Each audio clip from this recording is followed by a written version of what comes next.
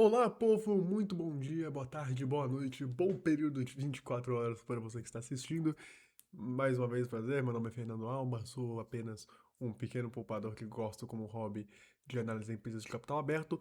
E como vocês viram já no título desse vídeo, sem muitas enrolações, esse vídeo não vai ser tão longo, eu tenho bons motivos para acreditar que ele não vai dar nem meia hora no total. Vocês do futuro me dizem se eu acertei. Vamos falar da Eco-Rodovia, certo? É, a EcoRodovias é uma empresa que já está há bastante tempo na Bolsa de Valores, né? Se a gente for pegar aqui os balanços dela, ela já está na Bolsa há bastante tempo, né? Ela tem, bem, os balanços desde 2001, mas a conta, eu acho que ela fez IPO em 2006, se eu não me engano, 2010, enfim, era ali naquele período, na segunda metade dos anos 2000, ali, já começou a se ensaiar. E para quem não conhece a Eco-Rodovias, pra quem é de Santos como eu, conhece muito bem, tá? Eu peço perdão se eu começar a olhar um pouco pro lado, porque minha colinha tá aqui, né, do meu lado. Inclusive, eu não fiz a colinha pro último vídeo, né, que foi o vídeo da Tegma, que eu tinha me esquecido, mas agora vai ter, se vocês quiserem ter uma colinha na descrição, porque vai basear minha análise. Mas tá lá, vocês já podem ver. Então, se eu olhar pro lado, peço perdão. Mas a Eco-Rodovias é basicamente uma empresa que trabalha com concessão principalmente de rodovias, certo? Então, é um negócio que vai lá, o governo ele possui um plano para expandir alguma rodovia ou para gerir alguma rodovia. Tem também uma frente rodovia, uma frente portuária e tal, mas o grosso da rodovia está da Eco-Rodovias está em rodovias. Então vai lá, aí fazer uma projeção de quanto vai ter os gastos para gestão e para expansão da infraestrutura daquela rodovia. Aí o governo fala assim, ó, a gente paga para uma empresa girar por 30 anos, a gente paga, vai, 30 bilhões, é um valor arbitrário.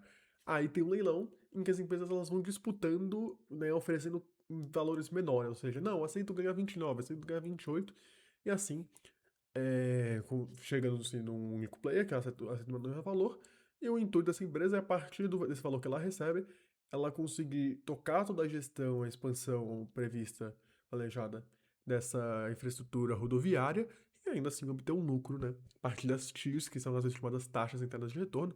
Raramente se estima muito essas concessões a partir de valor bruto, né? Geralmente a partir da taxa interna de retorno que, que é estimada nos projetos. Então, por exemplo, putz, vou gerir essa rodovia, mas com o que eu vou investir inicialmente, os fluxos que vão vir depois, é como se fosse uma taxa de, vai, 13% ao ano, 14% ao ano, 10% ao ano, 5%, 20%, vai variando bastante. Depende de cada contrato, isso é uma coisa a ficar bastante de olho. Então, para você que quiser acabar sendo acionista de Eco-Rodovias, ou da própria Motiva, né, a antiga CCR, que também atua bastante com isso, apesar de ela também atuar com licitações para gestão de terminais metroviários, né, como aqui na cidade de São Paulo com a linha Esmeralda, é, realmente também, e também atuar, se não me engano, a CCR também atua em gestão de aeroportos, então é algo mais diversificado, o que não necessariamente é uma coisa positiva ou negativa, existem seus pontos prós e contra, né, mas no caso da Eco-Rodovias é quase 100% rodoviário, é a única coisa que de grosso, de significativo, né? O grosso assim, que não é rodoviário é o terminal portuário e uma outra coisa lá logística que eles têm em Cubatão.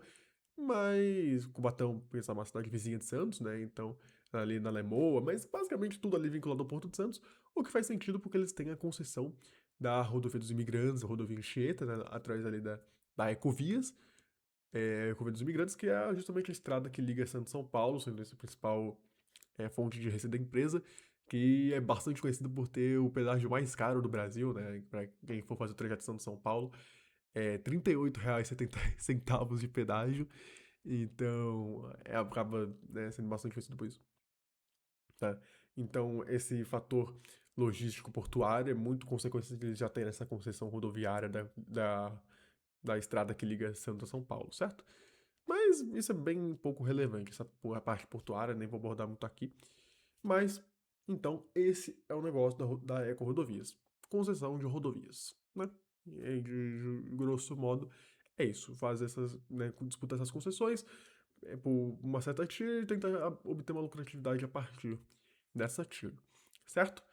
E aqui de antemão, você já viu algumas informações, né? Essa aqui eu tô pegando no site do Fundamentei. Basicamente, esse vídeo inteiro vai ser do site do Fundamentei.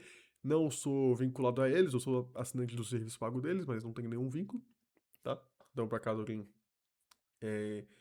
queira saber de serviço, podem pesquisar, não tenho nada a ver, não conheço pessoalmente nenhum dos integrantes da empresa, eu só sou cliente mesmo, tá? Mas para quem quiser, tiver curioso, sei lá.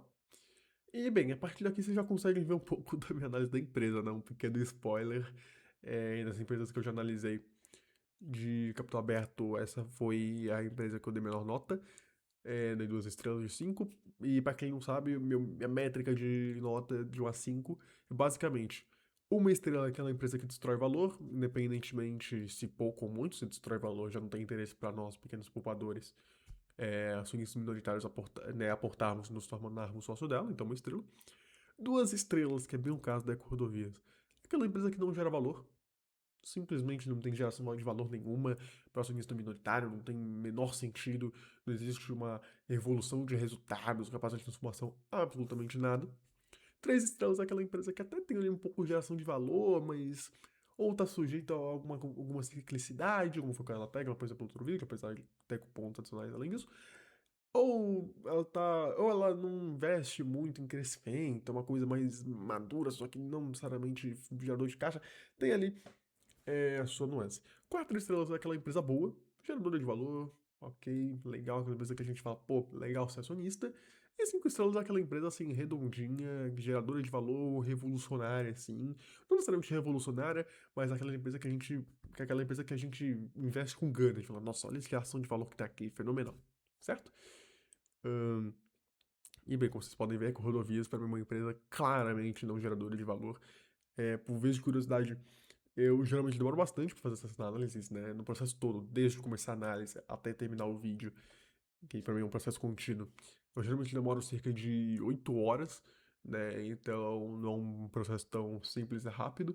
Mas no caso da Ecovias, meu, foi que nem um foguete. Em 2 horas eu já tinha analisado a empresa inteira, porque eu fiquei, meu, não tem muito o que analisar. Tipo, você pega os roteirinhos dos últimos vídeos da Smart Fit da Horizon, Smart Fit quase uma página, assim, do Google Docs, né? Eu posto no Google Docs. Horizon, mais de uma página. E eu recordo, às vezes, na metade de uma, porque, meu, com todo respeito, olha esse balanço.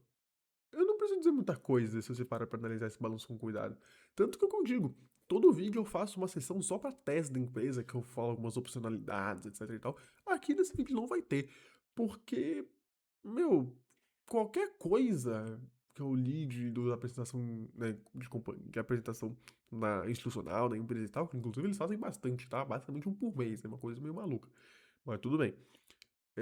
Meu, tudo. Meu, não tem por que a gente se encantar por tese com esses números, tá?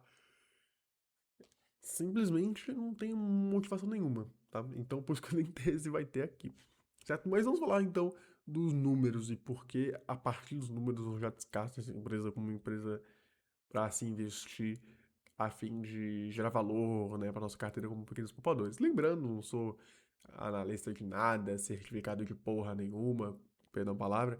Eu sou só um pequeno poupador, estudante, nem sou estudante de economia, nem nada do tipo, então, né, assim, eu não sou professor de nada. Eu faço esses vídeos esperando que vocês também estejam estudando a empresa e no máximo vejam o meu vídeo para ter uma fonte adicional de insights junto comigo, não a partir de mim, certo? Mas vamos lá então.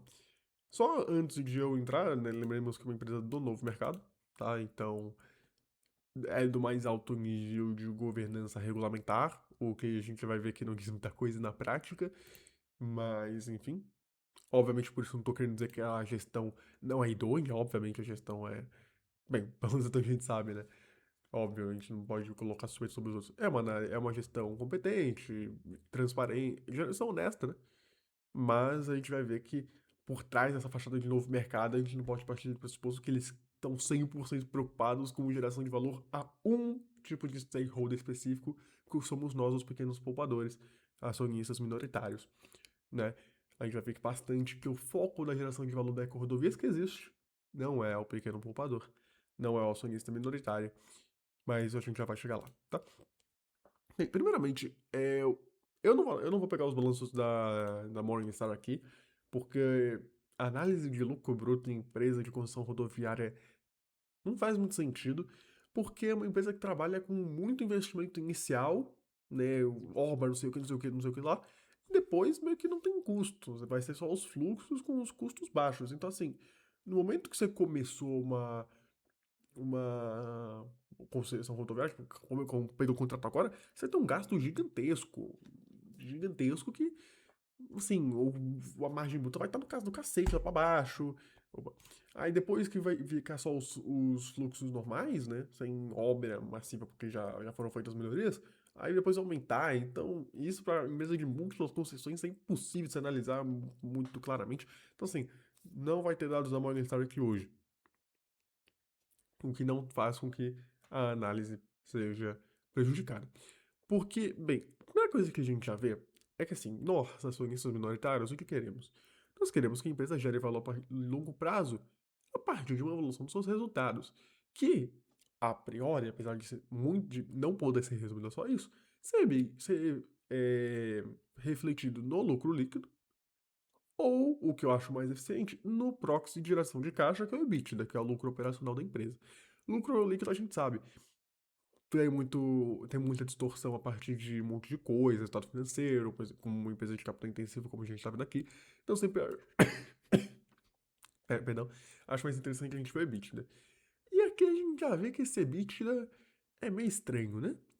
Porque você pode ler e falar, nossa, mas olha como subiu o EBITDA subiu que nem um foguete. É que assim como a receita, assim como a dívida. Já vamos chegar lá. Mas a gente já viu que o EBITDA é muito inconstante. Então, assim, sobe, aí fica estável, cai, aí sobe, fica estável, sobe, fica estável. Aí, só que antes mesmo disso, se a gente pegar balanços mais antigos, a gente já vai ver também que teve outro período de estagnação. Ó, tipo, subiu um pouco, aí caiu, subiu. Tipo, é uma montanha russa. O que, se a gente for analisar nos relatórios, tem muita coisa pro forma, muita coisa. Tem muita. Tem impairment em alguns balanços, tem alguns trimestres. Então, assim, não é uma empresa fácil de se analisar, tá? Porque, meu, putz, é uma montanha russa que tem muita coisa não recorrente afetando muitas vezes, porque é muita concessão, etc e tal. Então, assim, já é uma empresa muito difícil de se acompanhar. Teria que ser uma empresa que, meu, entrega muito, que seja uma empresa muito interessante para valer toda essa inconstância e dificuldade de análise num prisma de longo prazo. Que a gente vai ver que não é o caso, tá? Então aqui é um rolo bem difícil, assim. Não que seja rolo no sentido de não transparência, de falta de honestidade, não é o caso, mas é que, bem, contabilidade é uma arte, de certa forma, né? Você tem que encaixar, você tem que reproduzir, na realidade, da forma mais fidedigna possível nos balanços. E, meu, quando uma empresa com bastantes pormenores, assim, burocráticos, como é o caso de uma empresa de concessão rodoviária, diretamente ligada ao governo, não, né, obra, licitação, cacete, isso acaba sendo bem difícil de analisar um EBITDA, tá? Continua sendo, na minha visão, para um indicador interessante, mas com bastante reticência. Vocês têm que olhar a fundo esse EBITDA, como que é feito pro forma, enfim, tá? Mas então, por que eu não considero essa empresa uma empresa geradora de valor? Porque você fala assim, não, mas Fernando, de 2011 pra cá, a receita quintuplicou, o EBITDA também quintuplicou. A depreciação e amortização sextuplicou. A dívida, então, meu amigo? Puta. É, gente, minha análise morre por aqui. Aqui a gente já consegue ver uma coisa, tá? O top line sobe, mas não sobe a partir de uma geração de valor, ele sobe na força bruta. A empresa que ela não sobe, tipo, a partir de, não, nós temos melhores resultados, a gente consegue pegar a geração do fluxo de caixa, reinvestir no negócio e assim abrir múltiplas avenidas de crescimento que vão rentabilizar o negócio, vai aumentar o top line, aumentar o bottom line, aumentar a rentabilidade, aumentar. Não. É simplesmente, eles investem pra cacete. Aí quando começa a vir um pouco de fluxo, eles investem pra cacete, outra renovada, e vai assim ad eterno. Só que não. Só que eles não reinvestem só com base no caixa que eles geram. Eles reinvestem com base em dívida. Então, o que isso faz? Vai lá, nossa, o lucro operacional subiu 5 vezes. Só que, por outro lado, o resultado financeiro, que você tem que considerar antes da geração de caixa, subiu 11 vezes. Você se alavancou para conseguir aumentar a receita, só que o custo da dívida, o custo dessa alavancagem é maior do que você consegue rentabilizar. O custo de capital é maior do que a rentabilidade do projeto que você está inserindo. E isso é muito difícil de analisar, porque aqui você tem múltiplos contratos. E é por isso que eu faço questão de fazer um prisma de longo prazo. Porque só a partir de um prisma de longo prazo a gente consegue meio que anular essas instabilidades de uma hora tem muita construção, outra hora tem nenhuma, outra hora tem um pouco, só de longo prazo. E aqui a gente já vê algo gritante. Eles estão pegando dívida a um custo, pegando muita dívida para pegar esses projetos, só que o que eles conseguem rentabilizar desses projetos não é o suficiente para pagar a dívida. Então, se você sobe um pouquinho de lucro, aumenta muito a dívida. O que você aumentou de lucro morre e o que fica de dívida permanece. Você só está se alavancando. E é um pouco injusto essa base de comparação de 2011, porque aqui eles tinham um fluxo menor de construções, enfim. Mas se a gente pegar nos últimos 10 balanços, cara, fica um pouquinho melhor, mas não muda muita coisa. 340%, 300%. Fica no 0 a 0.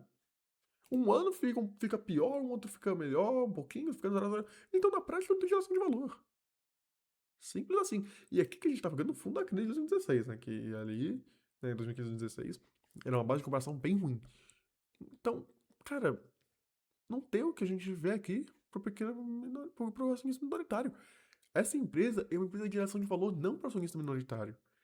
É uma empresa geradora de valor para dois stakeholders específicos. Os debenturistas, que, porra, pega uma empresa dessa com receita previsível, porque é concessão, e se alavanca pra cacete, meu, eles conseguem tirar juros da empresa a partir dessa alavancagem com uma tranquilidade fácil, porque eles falam, a gente empresta esse dinheiro pra essa empresa, como ela tá bastante alavancada, a gente consegue um juro bom, e ela vai receber fluxo do governo, ela tem receita estável, então ela vai conseguir pagar a gente.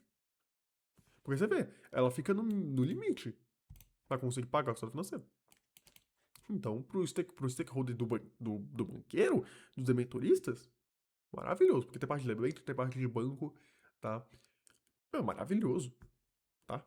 Porque não se enganem, muita gente fala de concessão que não, às vezes vale a pena pegar concessão com TIR, que é a taxa interna de retorno, menor do que a taxa base de juros da economia, né, a nossa taxa Selic, porque você consegue pegar crédito subsidiado, que aí você vai reduzir o custo de dívida para menos da taxa Selic, aí você pega o fluxo que vem você reaplica em Tesouro Selic, então você consegue ampliar a sua TIR mesmo que a TIR esteja abaixo da Selic. Tem esse jogo. E esse jogo é um jogo que existe. Mas não aqui. Você pega a. Você pega a. Eu não sei falar o termo técnico, tá? Mas a lâmina de dívida, né? O que compõe a dívida, é debenture. É debenture em empréstimo privado. Tem parte do BNDES, mas é muito pouco. Tá? É tipo, se eu não me engano, é tipo menos de 10%. Então, meu, é irrelevante. É que o BNDES é o que dá muito esses créditos subsidiados, né? Então, aqui não é o caso. Então, para quem é bom? Pro debenturista barra banqueiro, pro credor, né, melhor dizendo. E para quem?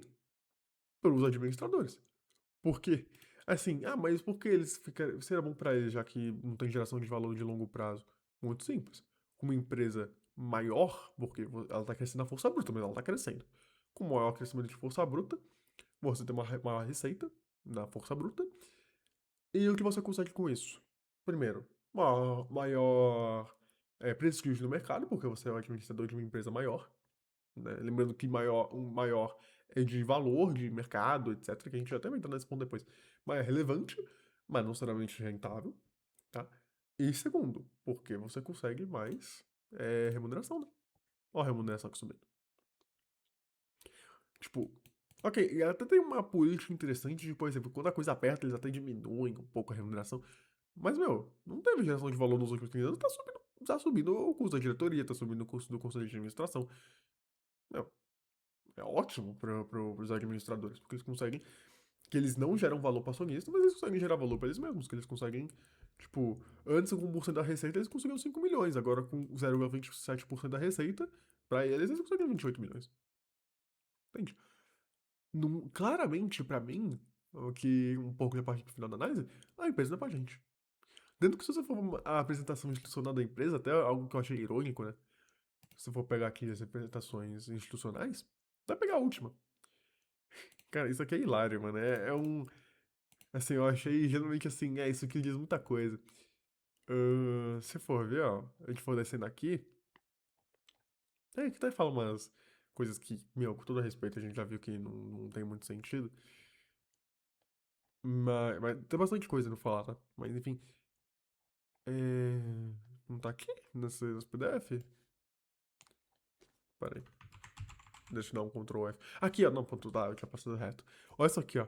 Estratégia seletiva bem sucedida. Eles tentando vender o peixe deles, tudo certo. É a apresentação institucional e RI é sobre isso. Eles tentando vender o próprio peixe. A gente que tem que filtrar as informações.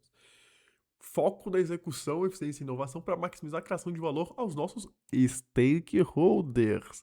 Você percebe como ele não fala acionista, como ele não fala shareholder? Ele faz questão de achar stakeholder. Que já amplia o leque e permite essa análise que a gente fez. Então, obviamente, eles não quiseram fazer um jogo duplo isso aqui, mas diz um pouco, né? Como eles não colocam na apresentação institucional o shareholder como foco, né? Dizendo que é uma empresa de capital aberto. Então, já fica difícil, né? Já corrobora um pouco essa análise que a gente fez. Porque o lucro líquido até pode enganar, né? Você fala, não, mas o lucro líquido subiu. Primeiro que assim, lucro líquido que tá estável desde 2010, né? Porque você fala, não, mas chegou 900 milhões. Tá, mas corrige esses 600 milhões aqui pela inflação desses últimos 15 anos pra tu ver o que acontece. Então, tipo, uma empresa que fica assim, aí já tá voltando de novo. Porque assim, uma empresa que, nossa, subiu muitos resultados nos últimos anos. Aí cai, devolve. Porque é esse esquema que a gente. Essa dinâmica que a gente falou. Vai lá, some na força bruta, pega o fluxo, só que aí depois você vai fazer novos aportes, o lucro cai. O lucro não tem geração, fica no 0 a 0. Fica nisso. Né? Porque sobe muito, aí você vai fazer uma nova rodada. Aí você quer ver lá, o lucro sobe. Só que, pô, vamos subir, vamos crescer na força bruta. Pega mais concessão, alavanca mais. Aí o resultado financeiro que era 190, vai pra 300, vai pra 600. Volta a penalizar a empresa. Aqui no caso nem teve um avanço tanto de resultado financeiro, né? Até caiu, mas aí teve mais depreciação e amortização, porque pegou mais concessão. Teve um resultado mais fraco, não sei porquê, aí tem que ver, mas acontece. Então, assim, é a famosa empresa montanha-russa, né? Mas o principal é isso aqui. A dívida, ela cresce. Olha isso, cara. A dívida tá em 23 bilhões de reais. E eu faço bastante questão de falar dívida e não endividamento. Porque, gente, você pode ler e falar, nossa, mas 5 de dívida líquida EBITDA, isso é um absurdo. Gente, não. Tá muito longe de ser um absurdo isso aí. Quer dizer, não é um patamar muito sustentável. Mas a gente tem que lembrar, a EcoRodovias é uma empresa, como eu já falei, é de concessão rodoviária. Ela possui receitas muito estáveis, porque ela pegou um contrato que ela investiu uma parte e depois os fluxos já estão acertados. Então as receitas são estáveis. Numa empresa que você tem uma plena previsibilidade das receitas, você permite se alavancar um pouco mais. Porque você tem uma estabilidade do quanto você vai receber dinheiro no longo prazo, você consegue se planejar melhor, ter mais certezas. Então uma dívida líquida EBITDA de 5 aqui é uma dívida alta ainda, mas ok, não é o que chama atenção. O que chama atenção na dívida é o próprio dívida líquida. Porque lembrando, isso aqui tem quase nada de lease, tá? Lease aqui é completamente irrelevante. É tipo, tinha zero até uns anos atrás, agora tem 200 milhões. A gente tá falando de 23 bilhões, não é isso que faz a diferença. Mas, meu, pega aqui, ó. Por exemplo, aqui, ó, quando que, ó, fica aqui esses 4 anos aqui, 2013 e 2016, meio parado, sem muitas novas concessões. Aí a dívida foi de 3 bilhões pra, pra 5 bilhões. E o EBITDA ficou parado. Mesmo sem novas concessões, o EBITDA ficou estagnado, com um pouco de proforma ali, mas basicamente ficou. Mesmo se você considerar o proforma que tá nos resultados, não cresceu tanto. E a dívida comeu viva. Continuou. Ó, e aqui ainda é 2016. Então, mesmo se a empresa, não, vamos parar um pouco de pegar concessão, a dívida só mais que a EBITDA, tá? Então, assim, é muito uma empresa que a gente consegue analisar por duas linhas simples. Quanto tá subindo a EBITDA, quanto tá subindo a dívida? E dívida tá subindo mais que a EBITDA. Lógico, logo, as concessões não estão gerando valor. Acabou. Tá aqui na força bruta. E o que sobe de lucro é comido pelo resultado financeiro. E aí fica no 0 a 0.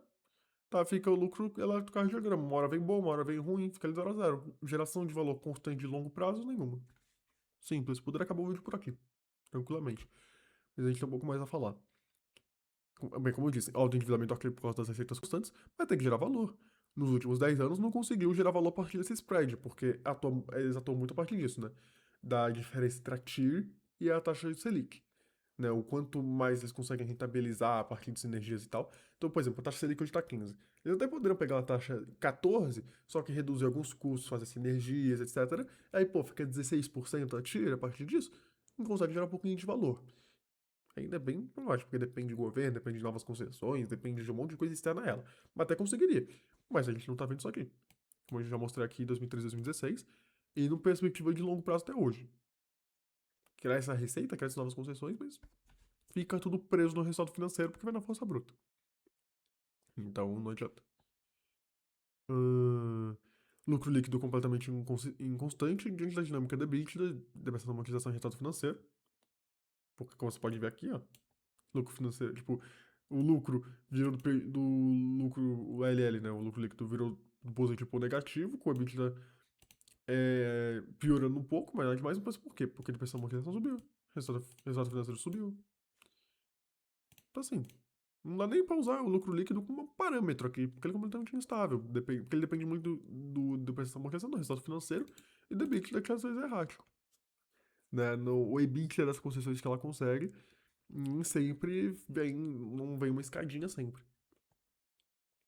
O que também mostra uma coisa, né? Como a empresa se deteriorou nos últimos anos, né? Porque, cara, isso é inacreditável. Porque você olha e fala, nossa, uma empresa que cresce na força bruta, né? Então o que seria interessante para a empresa? Desalavancar. Tenta desalavancar o quanto possível. Aí vai lá a empresa pagar dividendo. Isso faz o quê? A empresa está alavancada, pegando dinheiro com Deus e o mundo para gerir projeto, e o pouco que eles geram de caixa própria, em vez deles pegarem esse dinheiro e investirem na empresa para eles não terem que pegar para eles não terem que pegar com terceiros pagando juros, eles vão lá e retornam para o acionista. Por quê? De duas uma. Ou eles têm um compromisso com os stakeholders dos credores, não estou dizendo aqui compromisso no sentido, assim, escuso, não. Mas simplesmente isso, ou eles não confiam na geração de valor da própria empresa. Eles falam, não, eu acho que o retorno que o acionista consegue investir no próprio capital retornado em outro lugar é maior que o nosso. Então a gente investe nela para quê? Não é uma gestão, não é uma decisão alinhada com geração de valor para o acionista minoritário. Porque, pô, imagina se ela pegasse 700 milhões e cortasse aqui nessa dívida. Poder fazer uma redução da alavancagem pegar e, tipo, e sei lá o que fazer também. Num nível de. E talvez reduzir um pouco o resultado financeiro e gerar um pouquinho de valor a mais. Mas também continuar sujeito à mesma coisa. Então, uma empresa que não gera valor, o máximo que gera valor é a partir de dividendo. Só que não existe geração de valor a partir de dividendo, né? Não, essa é uma lógica que não faz sentido. O dividendo é nada mais é do que o caixa da empresa. Você vai lá e pega o dinheiro do caixa da empresa. Só que não é a partir do reinvestimento, da prosperidade do negócio. Não, você só vai lá e pega o dinheiro do caixa. Então, o dividendo ele é uma consequência da geração de valor. Se ele é causa, ele tá errado. E aqui é a causa.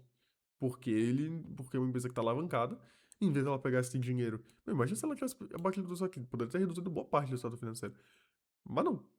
Resolveu retornar para acionista, porque acha mais interessante o acionista pegar o dinheiro na mão e essa dinâmica de crescimento bruto ficar. Porque ela percebe que a rentabilidade que ela consegue nesse capital não é boa comparando com o que o acionista poderia fazer por conta própria. Porque perceba, não são dividendos insustentáveis, estão todos dentro do fluxo de caixa livre. Mas por que pegar esse fluxo de caixa livre e retornar para acionista se ela poderia só desalavancar e tornar o negócio um pouco menos dependente do resultado financeiro que come a empresa viva? Porque se o resultado financeiro fosse menor, ela até poderia gerar um pouco de valor. Então, retornar não faz sentido. E isso principalmente agora que o fluxo de caixa está negativo. Porque antes o fluxo de caixa livre era pelo menos positivo, né? Não gerava valor, mas sobrava dinheiro no caixa. Por conta de toda a dinâmica de prestação e amortização, que é muito por intangível de direito de uso, então não é um CAPEX realmente muito recorrente ali, tá? Então até tinha alguma lógica de não precisamos provisionar muito dessa depreciação e amortização para a realidade, a gente pode distribuir, né? Distribuir, ignorando a questão de alavancar, poder distribuir, só que agora muito menos. Olha isso. O fluxo de caixa livre é negativo, ou seja, a empresa pega o caixa dela, se alavanca para conseguir mais e gasta tudo. E ainda você está retornando para acionista. Ela está pegando empréstimo para te pagar. Você é acionista, se você é acionista de Ecovias. Desculpa se eu falar Ecovias, né? Porque pra mim é muito natural falar Ecovias. Mas ainda pegando dinheiro com juros emprestado, pegando dívida pra te pagar. Como que isso pode ser uma gestão alinhada ao interesse do acionista minoritário? Não tem a menor lógica. Tipo, você não tem nada no caixa, você tipo, tá pegando dinheiro emprestado pra te dar. É maluquice isso aqui, tá? É, e também, porque muita gente pode falar, não, mas é uma empresa que tá relativamente barata, né? Pega, pô, PL de 7 ali, e o lucro deprimido, então você pega um preço sobre EBITDA, pô, tá 1,1. Não, esse é 1,1, é isso mesmo? 4,89. É, pô, não, tá. Pô, tá 1,1 de PCBit, que é o proxy de geração de caixa.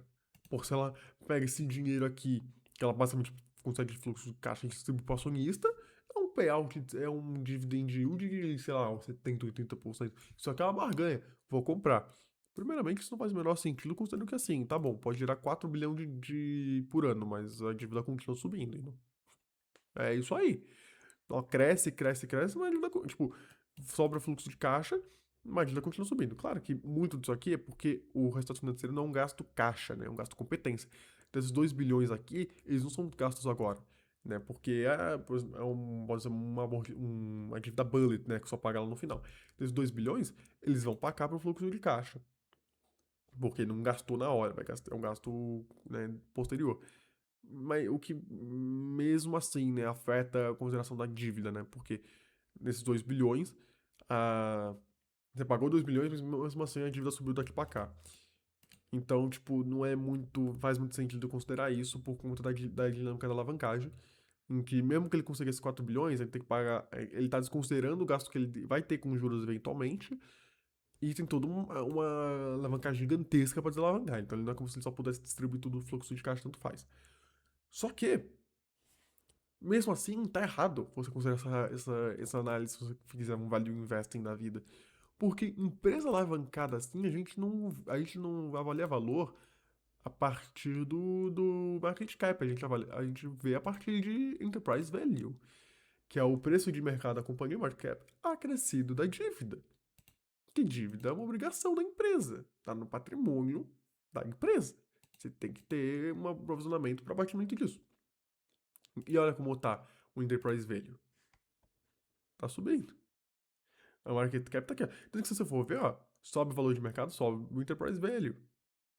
Né? Esses são valuations, assim, tipo, valores somados.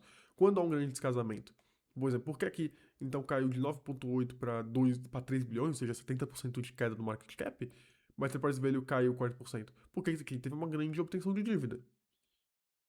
Teve uma grande obtenção de dívida. Então aqui o valor da empresa não caiu tanto. Mas aqui pro market cap, como ele tá pressionado pelo volume de dívida, então ele caiu mais. Só que ele segue essas duas coisas aqui no longo prazo. Claro, então, tipo, basicamente ele segue isso aqui, né? Com a variação de dívida. Só que olha isso aqui. Olha isso aqui. 6 bilhões a mais de alavancagem e também no 0 a 0 o valor de mercado. Então a empresa nem tá barata, a empresa tá como se tivesse na máxima histórica. Né, se você for comparar isso. Claro, eu tô fazendo uma análise muito simplista aqui, tá? Não é exatamente assim que a banda toca. Mas então nem barata ela tá. Se você for considerar Enterprise Value, é um preço EBITDA de 5. Pô, isso não é uma barganha, principalmente numa empresa dessa que não gera valor no longo prazo, assim. Né? Você pega uma empresa, tem muita empresa muito mais sólida que não tem esse preço EBITDA. O preço EBITDA menor.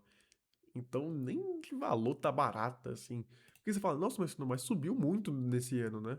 Primeiro que no total subiu absolutamente nada, né? Tá no 0 a 0 basicamente. Mas, não, mas é que subiu muito esse ano, né? Subiu, pô, quanto subiu esse ano? Pô, subiu 100%. Tá, mas tem empresa boa que subiu 100%, tem empresa ruim que subiu 100%. Isso não diz absolutamente nada. A gente tá num ano de subida da bolsa, né? Depois de um tempo muito comprimido. A Pokémon outra empresa, por exemplo, Vivara. Não vou aqui abrir Vivara, mas Vivara também dobrou de cotação. Então, um cenário completamente diferente da Cordovias em todos os aspectos possíveis e imagináveis.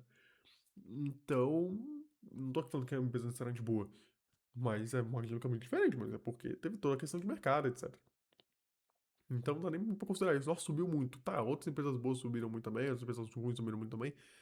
Normal. A gente tá na bolsa de valores, a gente não tem que olhar pra cotação, a gente tem que olhar pra fundamento, tá? E também muita gente olha e fala assim, nossa, mas olha só que isso quadruplicou a receita. Então, a gente tem que lembrar também que concessão é reajustada pela inflação, né? Os fluxos, eles são sempre reajustados pela inflação. Desde 2016, teve uns 60% de inflação acumulada, se eu não me engano, pelo que eu vi. Então, meu, não é como se tivesse quadruplicado, é o mais dobrado, tá? Mais dobrado. E assim, dobrado na força bruta, com a dívida mais que quadruplicando. Então, assim, é maluquice, tá? Maluquice. E também que a gente leva em considerar uma coisa, né? Esse caixa aqui, você fala, nossa, por que pensando, tem uma caixa aqui e tal, hum, mas a gente tem que levar uma coisa em consideração.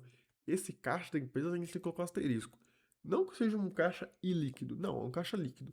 Só que metade, basicamente, 1,5 bilhão desse caixa, ele tá em cotas de fundos de renda fixa, que são avaliados a valor justo. Podem ter marcação mercado. Então, não é como se tivesse num CDB que você pode só resgatar lá a qualquer momento, com o rendimento que você conseguiu, acabou. Não, ele tá sujeito à precificação por marcação mercado. Pô, complicado, né?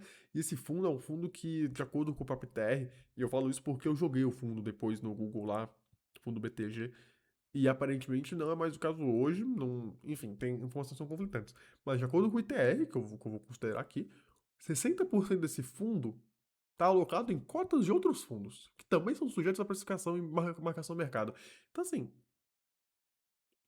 o caixa da empresa está numa aplicação financeira, metade dele, numa aplicação financeira, que é uma cota de um fundo precificado a mercado, não precificado a mercado, mas que sofre de marcação do mercado, que tem cotas de outros fundos dentro, com a maioria do aporte, do patrimônio, que também são marcação do mercado. Então, assim, não acho que seja um grande problema, mas, pô, pra quê também, né? O rendimento é 100% CDI, também é uma coisa que CDB, então, assim, e também tem copy cota, eu não consigo entender muito essa lógica, não. Sinceramente, não sei por que eu só li isso, achei meio inacreditável, achei interessante. Não acho que, nossa, então se precisar de caixa, ferrou. Não acho que seja pra isso, tanto também. Mas, enfim. E também, enfim, a questão do patrimônio do Rony, vou nem entrar no mérito, que é absolutamente inconsistente, maluco.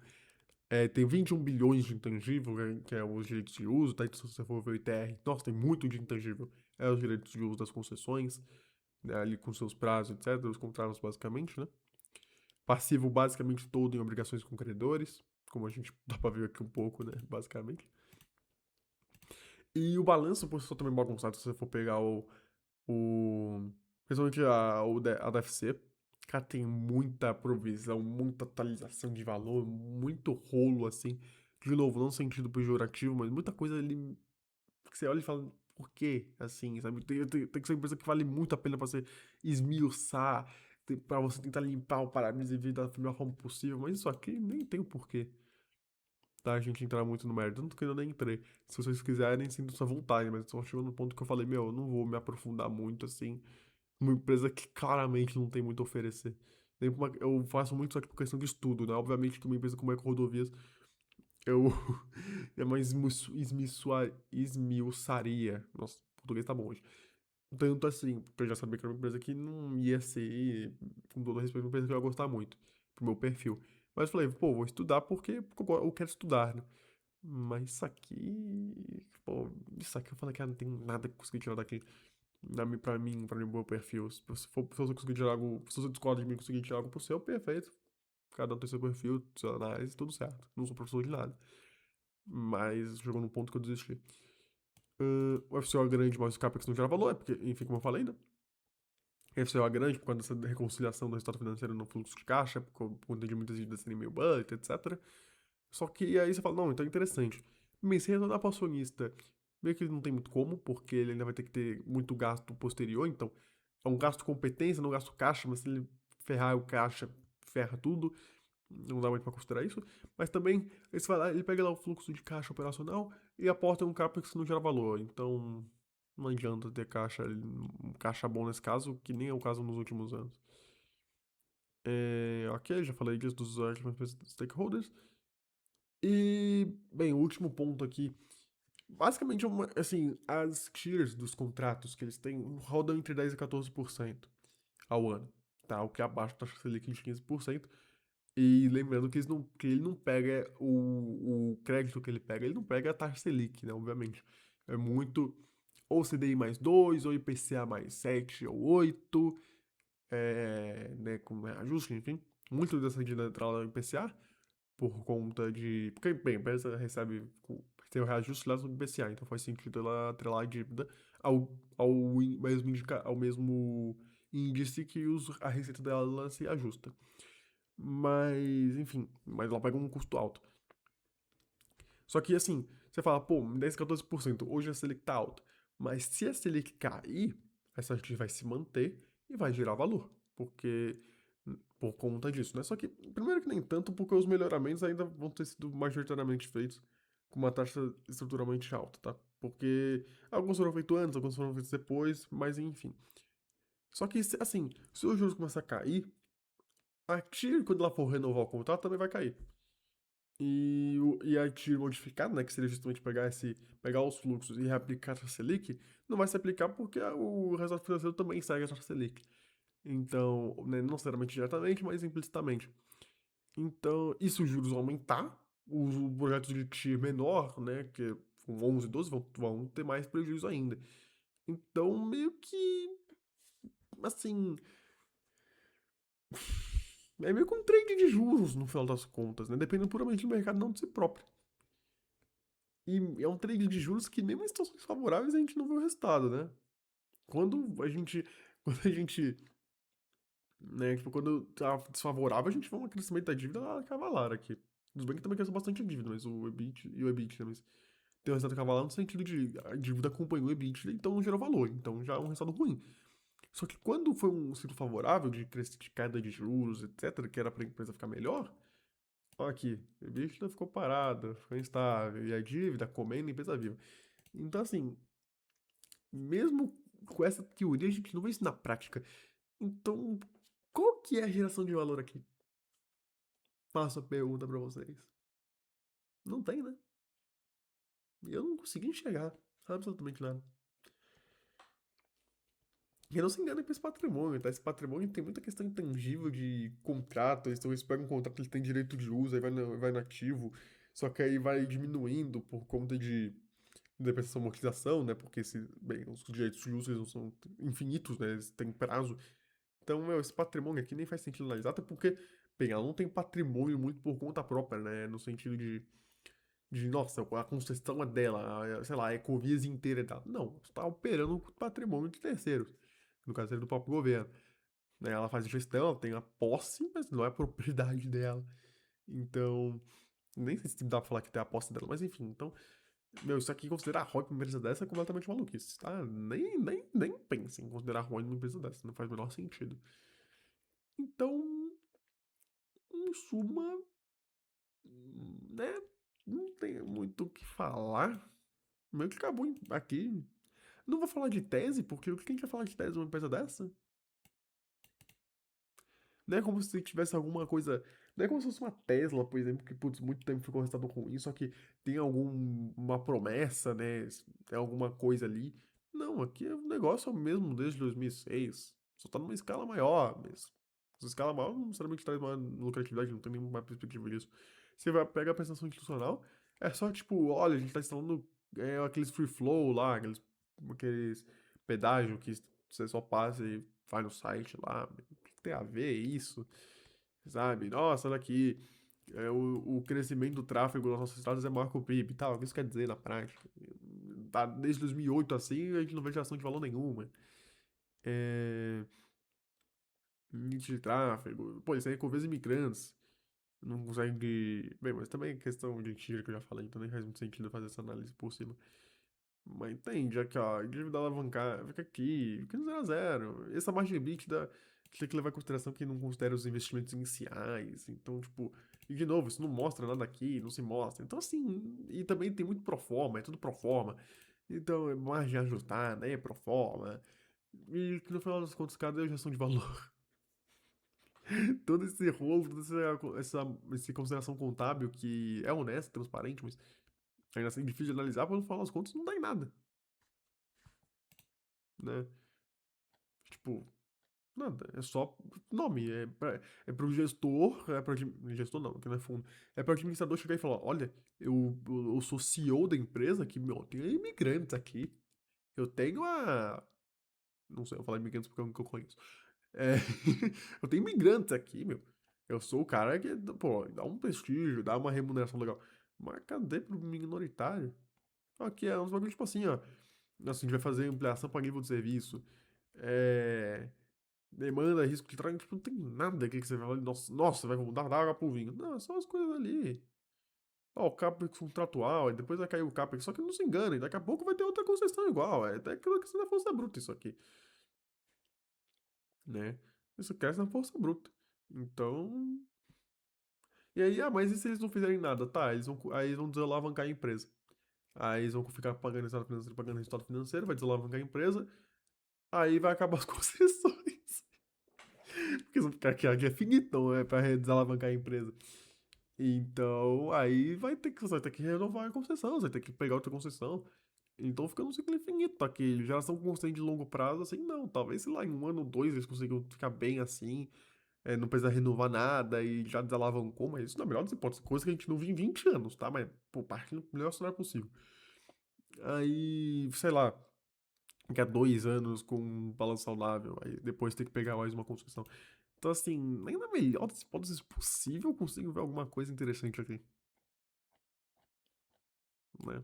Afinal das contas, o que essa análise serviu pra mim é falar, meu Deus, eu pago 38,70 de pedágio toda vez que eu vou pra minha cidade de Natal e mesmo assim os caras não conseguem gerar dinheiro. É só pra eu ficar assim, meu Deus, aumentou o pedágio e não mudou nada. Mas é isso, né? Assim, é isso aí. Não tem muito o que falar. Simplesmente, tipo, fica aqui um pouco melhor, pior, é um lucro de eletrocardiograma total. Não tem o que considerar. Nossa, os resultados veio muito melhores. Tipo, nossa, aqui. Nossa, aqui que tá entregando. Tem um comentário aqui, eu não vou mostrar porque eu não acho ético, mas. Tem um comentário que não, não tá, é inegável que o Coinbase tá entregando isso no final de 2024.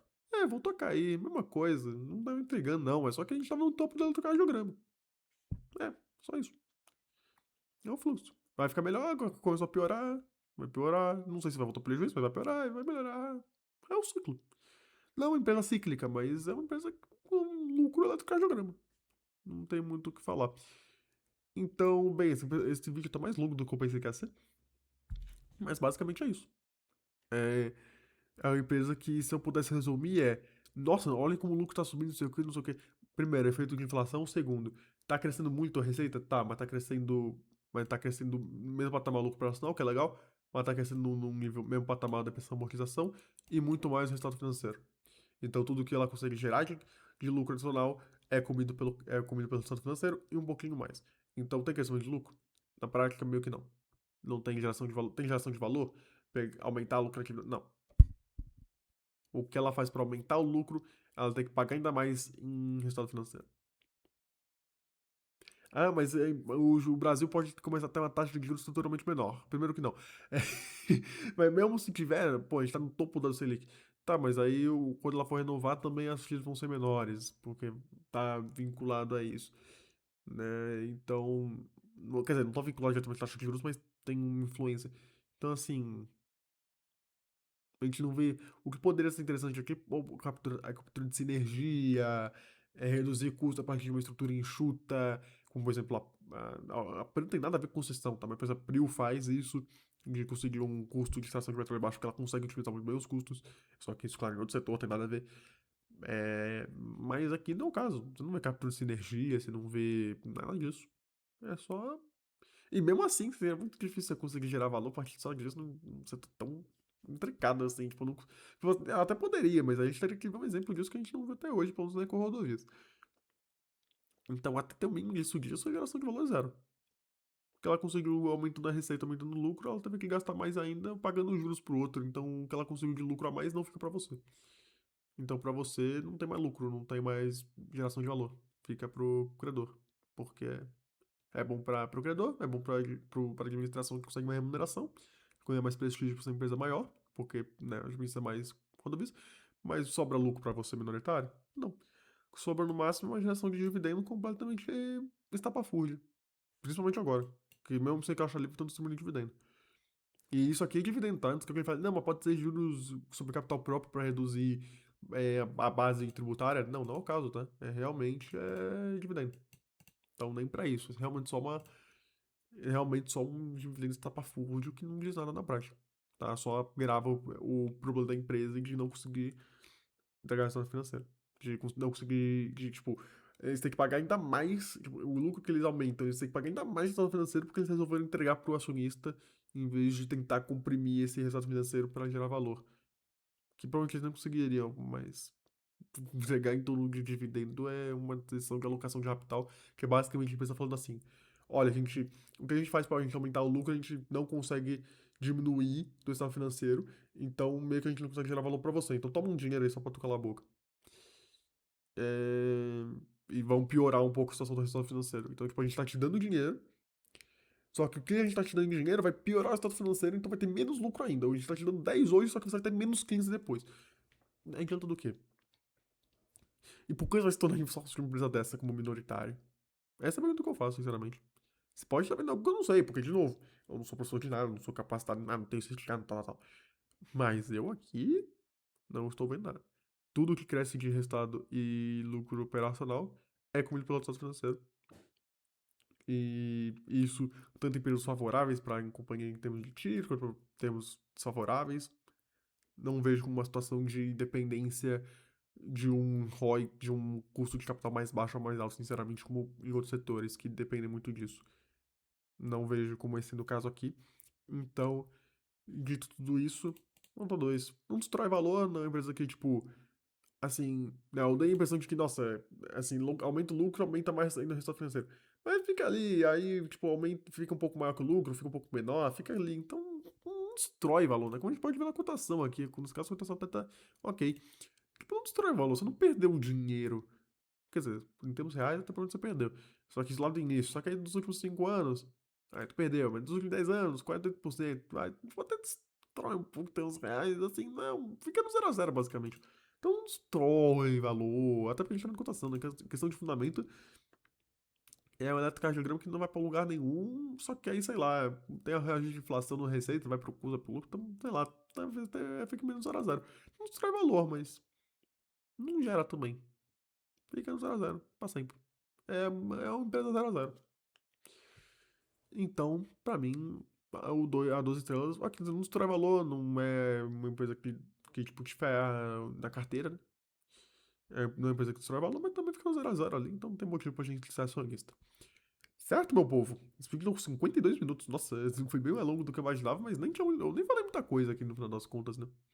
Então, volta pra cá. Essa foi a minha análise da empresa com rodovias. Vou até me levantar um pouquinho na cadeira. Ele mostrando a camisa do Kai, camisa meio carnavalesca, mas enfim. É, muito obrigado por você que assistiu até aqui.